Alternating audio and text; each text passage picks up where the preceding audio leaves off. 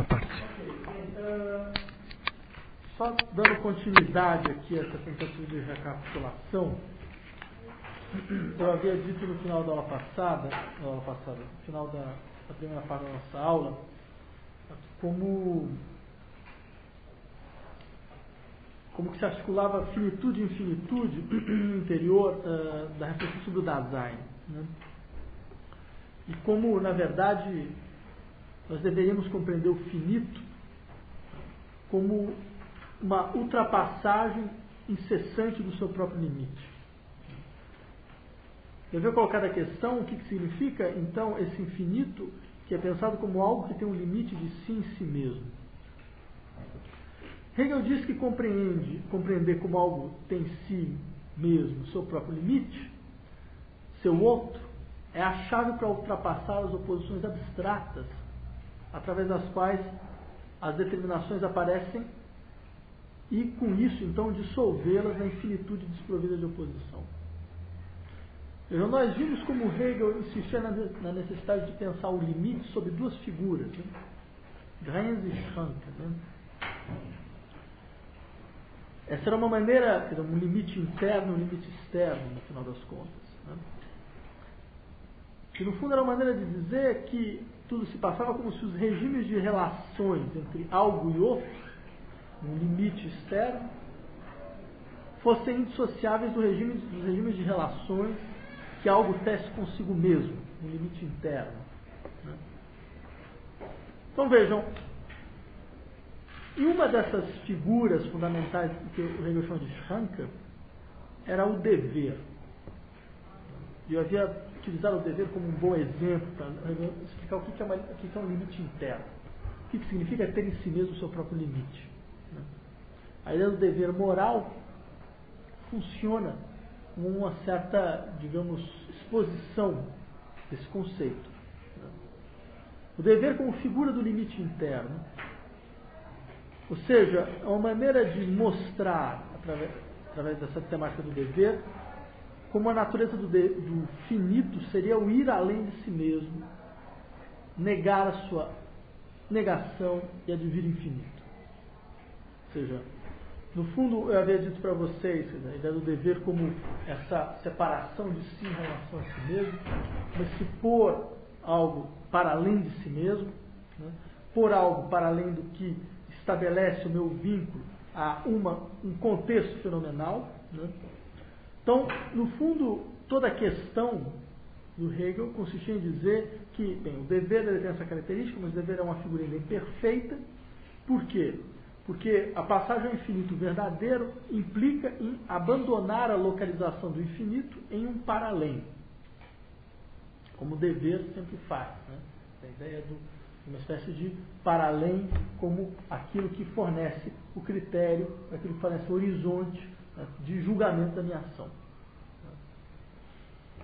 Esse retorno do infinito, a imanência, era um retorno extremamente complicado, porque eu havia dito que uma maneira de compreender isso seria o seguinte: o infinito verdadeiro nada acrescenta ao mal infinito. Ele apenas anula a ilusão de que ele, o infinito verdadeiro, ainda não estaria realizado. E esse é um ponto crucial. Eu havia mesmo trazido uma frase do Badiou que me parece muito, muito sugestiva, onde ele diz: a infinitude verdadeira, ela é subjetiva por ser a virtualidade contínua na pura presença do finito. O que é isso? A virtualidade contida na pura presença do finito. Ou, se nós quisermos utilizar um termo hegeliano mais apropriado, a idealidade contida na pura presença do finito. Bem,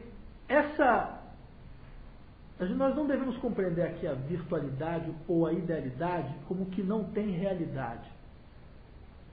Ao contrário, a idealidade visa impedir a confusão entre ser e estar presente. Nós temos normalmente uma concepção estática, instantaneísta e pontilhista da presença.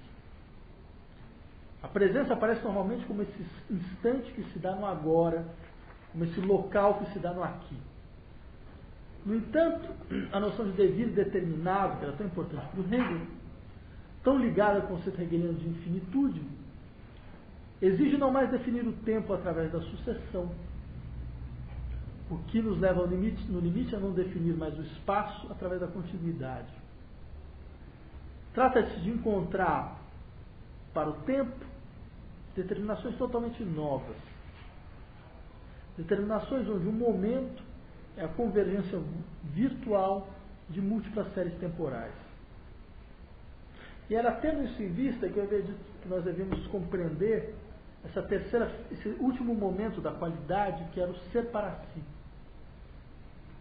Ao falar sobre a sua noção de infinitude, Hegel afirma que ela nos leva a desarticular a distinção entre ideal e real, já que o real, o concreto, encontra o seu fundamento em um ideal que não está mais em posição de transcendência. Hegel quer dizer que a verdadeira noção de idealidade não pode ser mais compreendida como uma simples condição formal para a representação. Na verdade, a idealidade deve ser compreendida como que põe o conteúdo do pensar em uma relação infinita. O que isso significa? Eu lembraria, por exemplo, dessa frase da enciclopédia. A idealidade não é algo que exista fora e ao lado da realidade. Mas o conceito da idealidade consiste em expressamente ser a verdade da realidade. Quer dizer, a realidade como posto que é em si, mostra-se em si mesmo como idealidade. Isso significava? No fundo, essa afirmação parece, de uma maneira ou de outra, a realização suprema do idealismo absoluto. Né? Por quê? Porque é um idealismo que não vê diferença alguma entre forma e conteúdo do pensar, entre realidade e idealidade. Como se o conteúdo fosse apenas aquilo que se deixa submeter à forma geral do pensar. Mas, no entanto, se fosse só isso, não faria sentido em falar em relação infinita. Simplesmente seria necessário falar em subsunção. Né? Subsunção da realidade pela idealidade. Né? Bem, é a fim de pensar essa relação infinita que o Hegel operava então a passagem em direção ao ser para si, que era a primeira figura do ser infinito. Eu havia dito que esse ser para si, ele parecia, essa introdução do ser para si nesse momento, parecia no fundo, ainda de novo, um movimento idealista típico, onde eu parto do ser e do Dasein para terminar na interioridade do para si, né? Da subjetividade. No entanto, eu havia dito para vocês, de fato, o ser para si é a figura da subjetividade, pela primeira vez que aparece na doutrina do ser, a figura da consciência de si, né? Mas nós devemos nos perguntar o que significava ter na consciência de si, no interior da consciência de si, uma relação infinita entre idealidade e realidade. O que significava dizer, por exemplo, eu cito aqui o Hegel novamente, a consciência de si é o exemplo mais próximo da presença da infinitude. De fato, a consciência de si é a presença mais próxima da infinitude, porque ela é a relação a si que põe em si mesmo um outro e que põe a si mesmo como um outro. Essa capacidade de estabelecer uma equivalência de relação a si e relação a outro, o caráter do eu que é nós e o nós que é eu, lá da fenomenologia, né? É o que o Hegel chama de infinitude. Bem, não é por outra razão que, quando o Hegel afirma lá na fenomenologia do espírito, quando a infinitude finalmente é objeto para a consciência, ela advém consciência de si. E nós devemos compreender essa afirmação da seguinte forma: a passagem da consciência à consciência de si não se dá quando o sujeito tem a experiência de uma subsunção integral do objeto ao eu. Eu havia dito, a verdadeira passagem era uma duplicação. Uma duplicação onde a consciência tem a experiência de que o objeto tem a mesma estrutura da consciência de si. Isso tem dois sentidos. Dizer que o objeto tem a mesma estrutura da consciência de si. O sentido mais interessante consiste em dizer que a resistência que a consciência encontrou na sua relação ao objeto, ela vai internalizar na sua relação a si mesma. Ela vai reconstituir suas relações a si a partir do tipo de resistência que ele encontrou nas relações ao objeto. Resistência que era qual? Ou seja, o objeto nega a consciência. Né? Ele nega o conceito. O conceito tenta submeter o objeto ao seu domínio, e o objeto, em todo momento, nega a capacidade de organização e de tematização própria ao conceito. Essa relação é a relação que vai ser internalizada na própria consciência de si. E é por isso que eu havia dito que, não é por outra razão, que o capítulo sobre o ser para si, o eixo do capítulo sobre o ser para si, é uma reflexão sobre a natureza dialética da noção de unidade, de né? Até a noção de repulsão e atração. Muitos, múltiplo. Né? Unidade é o atributo fundamental da consciência de si, ou ao menos da noção, digamos, kantiana de consciência de si. Unidade sintética, percepções. Então, ao falar sobre essa noção de unidade, Hegel, eu vou ter que passar um pouco à frente, senão eu não vou conseguir nem começar a aula de hoje.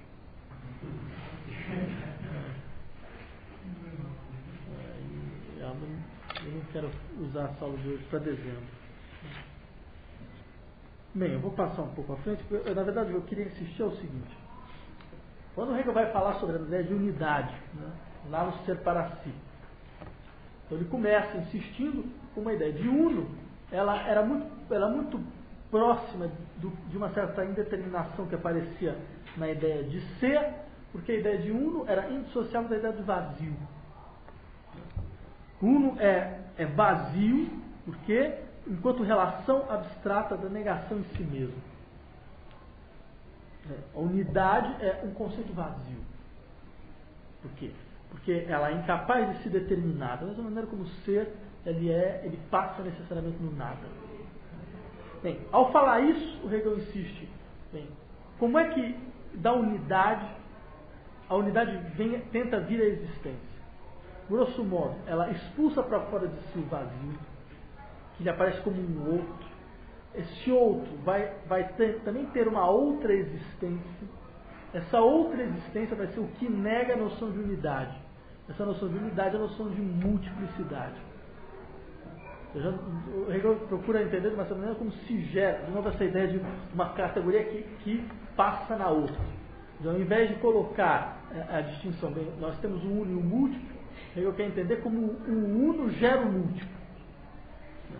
O uno gera o múltiplo por quê? Porque o uno, enquanto tal, ele é um conceito vazio. Ou seja, é um conceito que não pode ter nenhuma efetividade. A única possibilidade de passar a existência é expulsar para fora de si aquilo que é interior a si mesmo. Por isso que entre o uno e o múltiplo há uma relação profunda, né? Uma relação profunda que depois vai ser pensada pelo Hegel a partir das figuras da repulsão e da atração. Essa relação profunda, no fundo, é o resultado de um processo através do qual o que nega a unidade é expulso para fora do uno. Né? E isso que nega a unidade aparece como múltiplos unos. Lembrando, você... Não, na verdade, o melhor exemplo aqui seria o exemplo do eu. Porque, no fundo, é isso que o Hegel tem em mente. Quer dizer, o eu, enquanto unidade, é vazio, é desprovido de toda e qualquer determinação, é desprovido de toda e qualquer realidade. Quer dizer, passar a existência significa expulsar para fora de si esse vazio sob a forma de uma outra existência, de um outro. Daí porque todo um momento em que o Hegel se apoia nessa ideia do Fichte, né, quer dizer, como o não-eu nasce do eu, né, é como você tem essa articulação profunda entre eu e o eu, só que esse outro, vamos dizer só um outro eu, ele vai ser, na verdade, a multiplicidade de outros que se compõem à unidade, que se contrapõem à unidade. Já, no fundo, é a ideia de insistir mesmo. Por quê? Porque essa multiplicidade de outros já está presente no próprio eu. que é uma ideia que inclusive vai aparecer na filosofia do direito. Hegel vai insistir. Não dá para se contrapor o eu ao vínculo social, certo?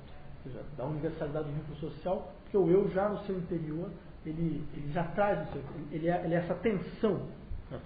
Entre individualidade. O eu é a tensão entre a individualidade, entre a unidade e a multiplicidade.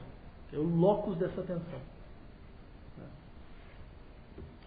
Bem, o fato é que, aí eu vou precisar ser um pouco mais panorâmico, o fato é que, a partir do momento em que o que é da ordem do existente é pensado sobre as figuras do um e do múltiplo, e das relações entre um e múltiplo, através da repulsão e da atração, o Hegel utiliza a repulsão e a atração aqui por quê? Porque repulsão e atração era um pouco, nesse momento, século XIX, algo como uma espécie de aquilo que o Canguilhem um dia vai chamar de ideologia científica. Ideologia científica, no sentido do Canguilhem, é o quê?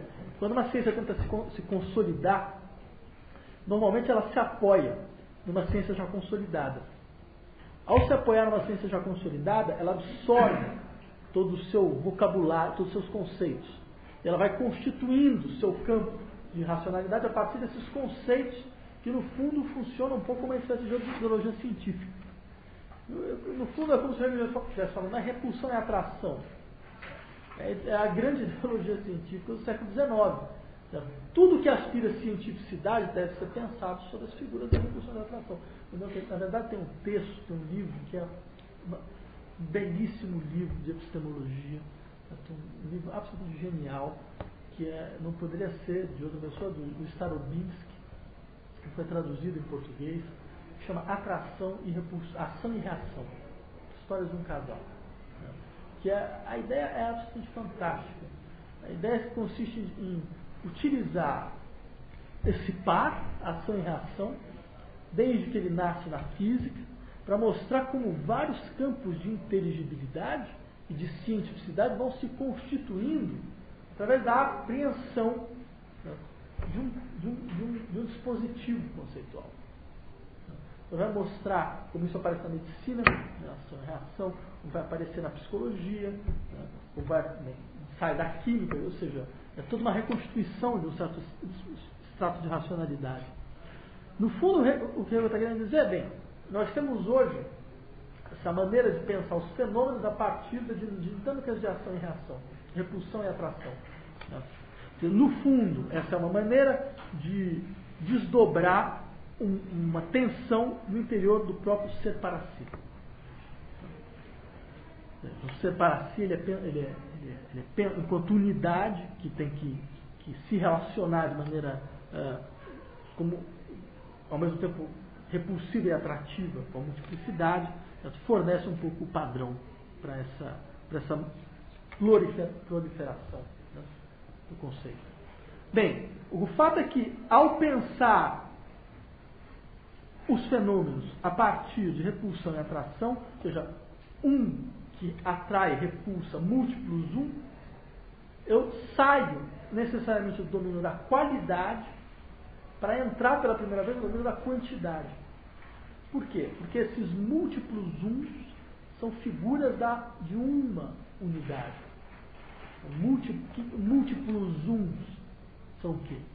São a base da ideia da numeração, da contagem do numeral. Então, com isso, nós entrávamos na noção de quantidade. E na noção de quantidade, eu havia lembrado para vocês o seguinte. Hegel, ele procura definir, então, o que se deve compreender por quantidade. Ele começa com uma negação disso. Normalmente, se diz que quantidade é aquilo que pode ser aumentado e diminuído. Mas isso é uma tautologia.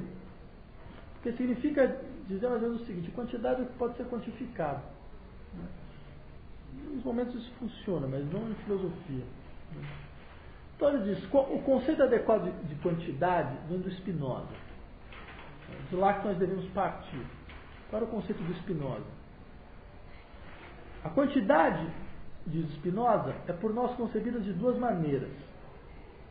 Abstratamente, ou seja, superficialmente, apenas como nós a imaginamos, ou então como substância, que só se faz pelo intelecto.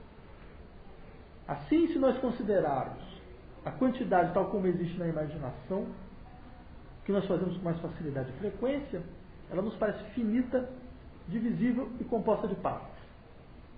Se nós a considerarmos, entretanto, tal como ela existe no intelecto e a concebemos enquanto substância, o que fazemos com mais dificuldade, então ela nos parece infinita, única e indivisível. Na verdade, é uma maneira que Spinoza tem, essa é a leitura do Hegel, claro. A leitura do Hegel consiste em dizer mais ou menos o seguinte: só uma maneira que Spinoza tem de afirmar que quantidade é o que pode ser pensado sob duas determinações. Apenas, sempre sob duas determinações. Ou com grandeza contínua ou com grandeza discreta. Essa duplicidade, ela é constitutiva da própria noção de quantidade. Já é uma maneira bastante astuta e interessante de colocar a questão, porque ele está falando que a quantidade não é simplesmente o que é o discreto, que é o que seria um pouco a nossa tendência. Não, a quantidade, desde o início, ela é pensada a partir dessa tensão entre o contínuo e o discreto. Ela é o que se deixa pensar apenas a partir dessa tensão entre o contínuo e o discreto. Significa o quê? Essa duplicidade do modo de ser da quantidade, divisível, ao mesmo tempo divisível e indivisível, vai levar então Hegel a pensar a partir dessa dupla determinação contraditória, representada pelas noções de grandeza discreta, que é divisível e é finita, e contínua, que é indivisível e é infinita. Nunca termina a sua divisão. Nós devemos falar nesse caso, diz o Hegel, de uma verdadeira dialética das duas determinações da quantidade: continuidade e discreção. Por isso, longe de conservar essas determinações, qual é a saída hegeliana? A saída hegeliana consiste em insistir na necessidade da sua superação. A sua maneira, vai dizer o Hegel, cada uma deve necessariamente passar na outra. Ou seja, não há grandeza contínua sem ser ao mesmo tempo discreta e vice-versa. Esse respeito, Hegel chega mesmo a falar que o todo, qual que é a questão? A questão é que o todo ele sempre deve ser posto duas vezes. Uma vez sobre uma determinação discreta e outra vez sobre uma determinação contínua. Já que essa distinção estaria vinculada à natureza própria da repulsão e da atração, quanto momentos ideais que apareciam lá no separativo. Quer dizer, há uma unidade negativa entre o conceito de continuidade e de discreção. Por quê? Porque é através dessa unidade, é a única maneira que nós temos de pensar as determinações do espaço e do tempo em suas manifestações a partir do movimento e da mudança. Nós percebemos que o espaço é contínuo e discreto ao mesmo tempo quando nós nos perguntamos sobre a realidade do movimento. É quando nós nos confrontamos com a realidade do movimento, é que o espaço aparece como aquilo que ao mesmo tempo é concreto, é discreto e contínuo. O mesmo acontece com o tempo, quando nós nos perguntamos pela realidade da mudança, pela passagem temporal de um estado a outro. E se a reflexão sobre o movimento e sobre a mudança parece engendrar contradições, por exemplo, passar de um ponto a outro exige percorrer um espaço que é infinitamente divisível, e o que é infinito exige um tempo infinito para ser percorrido, todos esses paradoxos clássicos de Celear. É porque o movimento é a própria contradição sendo aí, diz o Hegel.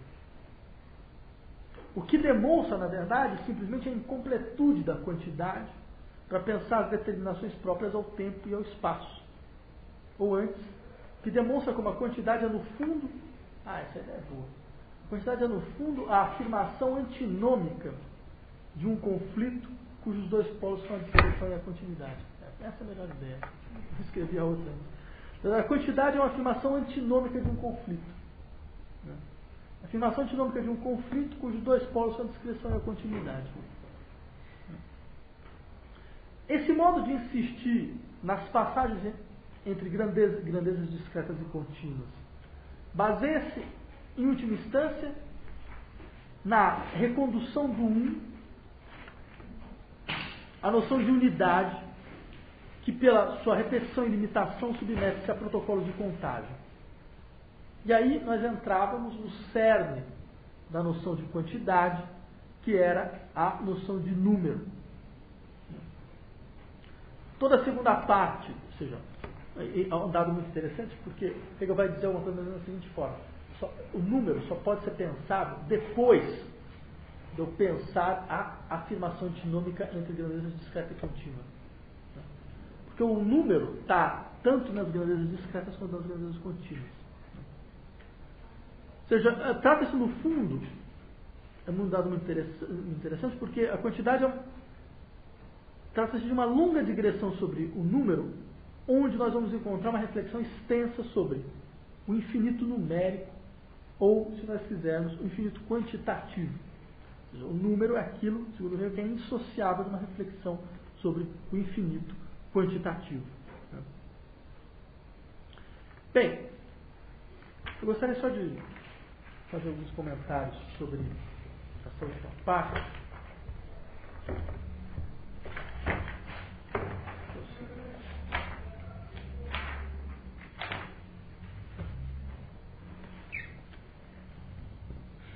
Que o número seja esse elemento do pensamento que só pode ser pensado no interior de uma reflexão sobre o infinito, isso é evidente pelo fato de que o número, enquanto modo de disposição do que é, nos leva necessariamente a se confrontar com a ideia de progresso ao infinito. O progresso numérico ao infinito, infinitamente grande, infinitamente pequeno. Aqui começa uma retomada da discussão sobre o infinito, mas na sua diferença entre o infinito quantitativo, esse do número, e o infinito qualitativo, que nós vimos anteriormente. No caso do infinito qualitativo, é um dado muito importante, vejam, nós temos aí necessidade de o infinito é um conceito que volta. Percebam como aqui nós não temos apenas uma superação. Nós estamos de novo numa passagem do oposto, uma passagem incessante do oposto. O infinito voltou. Só que ele voltou agora de uma maneira diferente. Agora, o que é um dado interessante, porque normalmente nós poderíamos imaginar que o infinito qualitativo está mais próximo do infinito verdadeiro do que o infinito quantitativo. No entanto, o lugar se inverte. O que há no infinito quantitativo que está mais próximo do verdadeiro do que o infinito qualitativo? No infinito qualitativo, diz o Hegel, a passagem do finito ao infinito é apenas em si. Grandeza é uma determinação superada. Agora, o fato é que a passagem do finito ao infinito é apenas em si, por quê? Porque ela não atinge aquilo que é da ordem das determinações próprias do ser. Ela atinge aqui no infinito quantitativo, porque o infinito quantitativo, contrariamente ao infinito qualitativo, é um finito que relaciona-se em si mesmo no infinito. Por que trata-se de um finito que relaciona-se a si mesmo no infinito? Num dado momento, quando o Hegel estava falando sobre as grandezas discretas e contínuas, ele faz um pequeno preâmbulo para falar sobre as grandezas extensiva e extensiva. E entra com o conceito de grau. Ele diz o conceito de grau, tem sua importância, porque é uma maneira de você introduzir o quantitativo no interior da determinação do próprio termo isolado. Essa introdução do quantitativo na determinação do próprio finito faz com que essa gradação, que vai ser uma gradação infinita, entre na determinação do próprio finito. Então a ideia do infinito qualitativo é um finito que se relaciona a si mesmo no infinito. Essa relação, ela apresenta, o que significa esse finito que relaciona a si mesmo no infinito? Significa uma relação que se apresenta inicialmente como progresso quantitativo infinito. O finito se relaciona a si mesmo como no infinito, porque o finito, ao relacionar-se a si mesmo, ele pode ser o infinitamente, ele pode ter uma infinitude pequena ou grande. Esse progresso ao infinito é fundamentalmente a expressão de uma contradição contida na própria noção de finito quantitativo. Ou seja, a própria noção quantitativa de finito é contraditória, e tal contradição encontra-se expressa no fato de que toda grandeza pode ser expressa como contínua ou como discreta. No entanto, o progresso ao infinito não é a resolução dessa contradição, mas o perene engendrar dessa contradição. No progresso ao infinito, qual a grande característica? O progresso ao infinito é esse progresso onde o infinito nunca advém atual, nunca advém presente e positivo. Ao contrário, o progresso infinito apenas demonstra como o quanto tem no seu próprio conceito, eu cito Hegel, um para-além de si mesmo. Qual é a característica fundamental do progresso infinito? Ele nunca é um progresso atual. Ele sempre está infinitamente em falta. Isso mostra o quê? Isso mostra que o quanto ele tem no seu próprio conceito um para-além. No entanto, esse para-além é apenas o outro do quanto. Por quê? Ele é apenas uma quantidade infinita, certo? Que eu não atinjo. Ele não tem nenhuma definição para além da negação do quanto.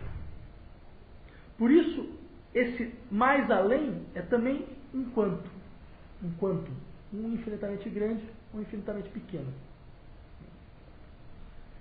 Bem, nós temos aqui a melhor expressão do infinito ruim. Porque nenhuma modificação quantitativa do quanto implica em aproximação com o infinito. Nenhum acréscimo nesse progresso infinito indica aproximação com o infinito. Porque o progresso aqui não é um continuar ou um avançar. O progresso aqui é um repetir do mesmo. É porque bem, o elemento o operador do infinito quantitativo é a repetição. É a repetição infinita. Por isso o Hegel não vê no progresso ao infinito uma figura maior da reflexão filosofia. Muito menos por isso que ele não vê no infinito matemático um objeto maior para a reflexão filosófica. Daí porque ele deve criticar, por exemplo, a noção de sublime matemático no Kant. E é muito interessante como ele critica utilizando um pequeno trecho de um poeta, Halle, Albrecht von Halle, né,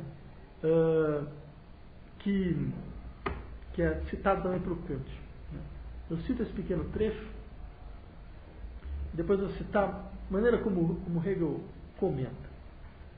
O trecho é o seguinte: eu amontou números enormes e milhões de montanhas.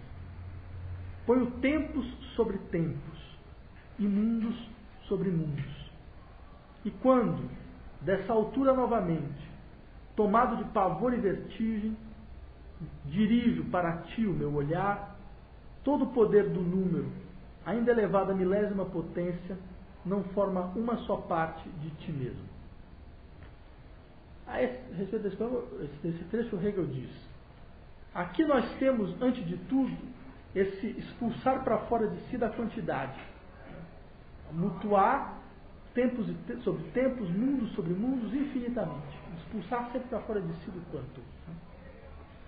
E mais precisamente do número para além de si mesmo, esse expulsar para fora de si que o Kant caracteriza como aterrador.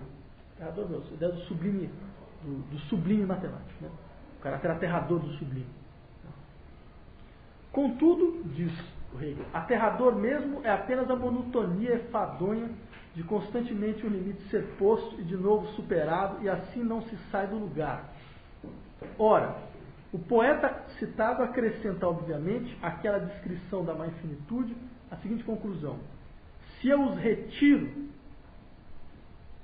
todos os mundos sobre mundos, tempos sobre tempos, estás, Deus, todo à minha frente. Nisso se exprime, diz o Hegel, justamente que o verdadeiro infinito não pode ser considerado como um simples além do finito. Porque para considerar, para chegar à consciência desse infinito, nós temos que renunciar àquele progresso ao infinito.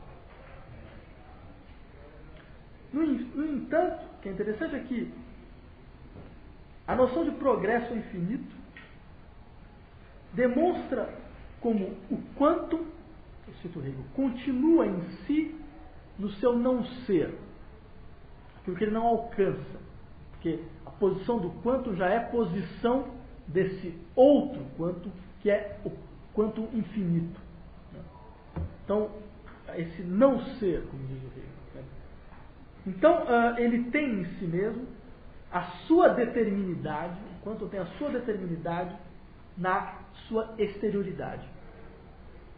Isso abre as portas para a superação do quantum. E aqui o Hegel faz uma pequena articulação que é mostrar como funciona a negação da negação aqui. Olha, esse é um movimento de negação da negação. Por quê? Nós temos a primeira negação. Qual é a primeira negação? A primeira negação é a negação da qualidade em geral, através da qual o quantum é posto. Eu nego a qualidade a partir da quantidade. Nós vimos isso anteriormente. Só que essa quantidade é, por sua vez, negada através do progresso infinito, do seu vínculo necessário ao problema do progresso infinito.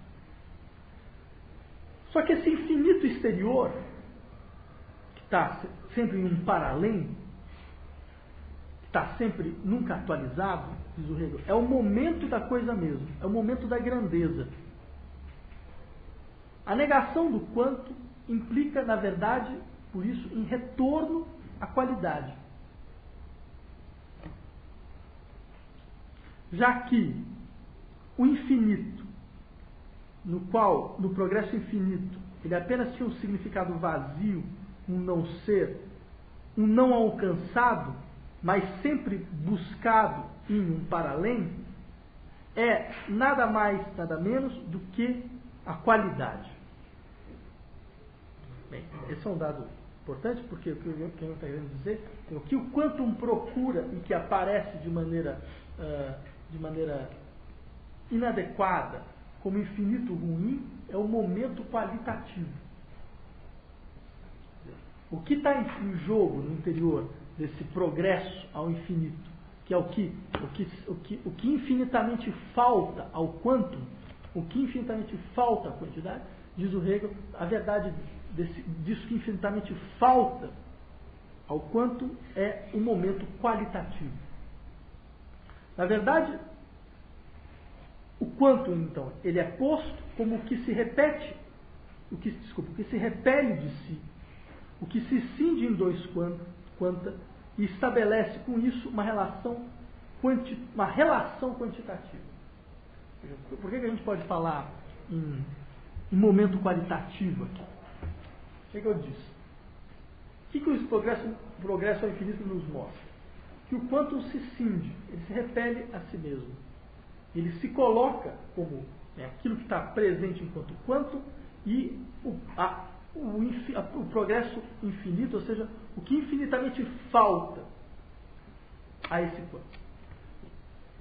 Nisso se estabelece uma relação quantitativa entre dois, entre o que está aqui e o que se coloca como paralelo. Essa relação quantitativa ela vai se transformar numa espécie de momento qualitativo. Por que ela se transforma num momento qualitativo? Porque, ao insistir na relação interna entre finito e infinito, há uma relação interna entre os dois, isso é que o progresso infinito demonstra, isso é que o infinito potencial, digamos assim, demonstra.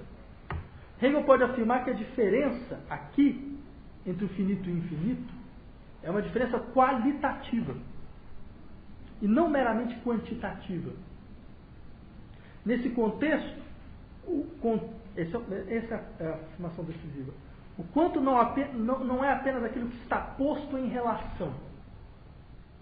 O quanto é agora o que está posto como relação. Trata-se de um único quantum que tem essa determinação qualitativa dentro de si.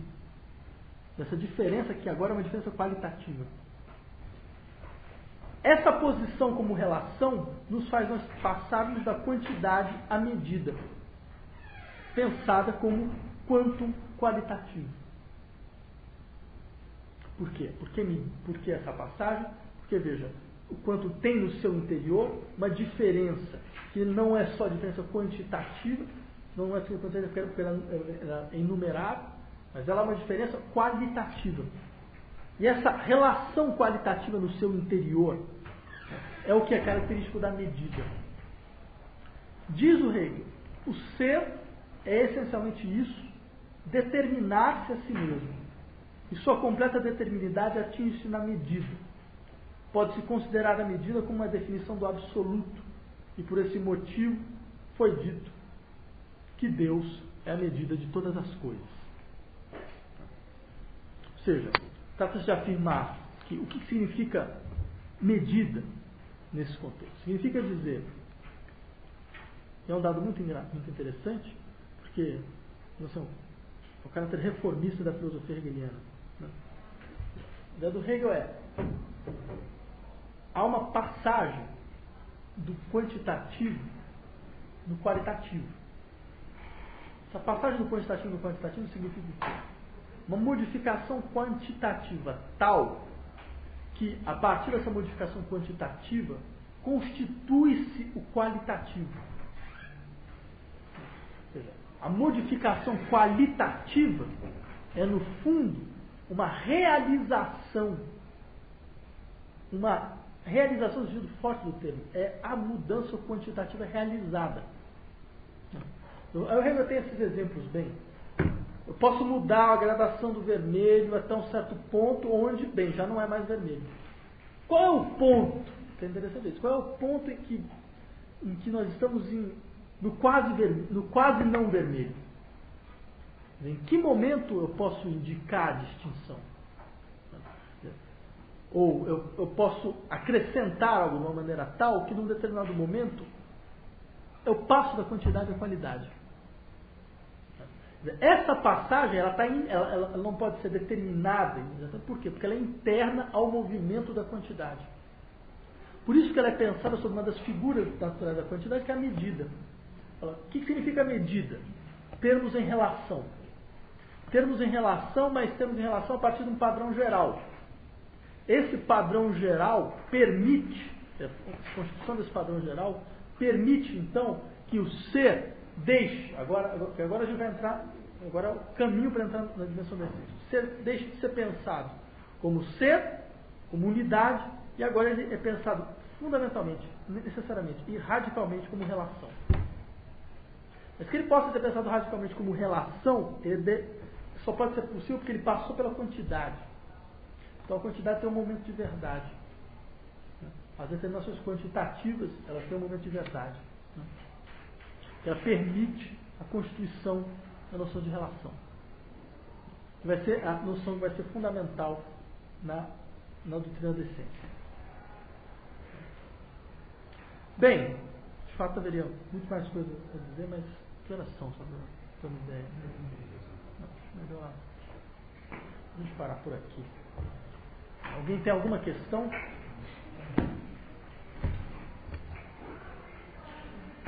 Ok, então o que eu vou fazer é, na nossa próxima aula, dia 1º de dezembro, eu vou retomar um pouco essa parte final, que ficou prejudicada por causa do resumo.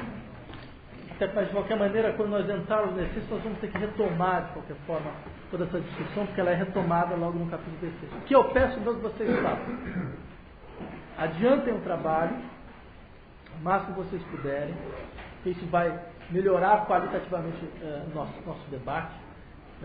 Por outro lado, eu pediria que vocês então lessem a doutrina da essência, já que a gente vai ficar um mês, vocês vão ter um bom tempo para ler, lessem até as determinações de reflexão, né? Identidade, oposição, contradição. Deixa o fundamento, depois a gente vai ler posteriormente. Mas eu acho que já com toda essa discussão, vocês conseguem ler essa parte relativamente bem. A gente vai poder trabalhar ela com mais calma. Ok? Então, aqueles que quiserem então, me mandar a proposta de trabalho, peço que mandem ainda essa semana. Essa proposta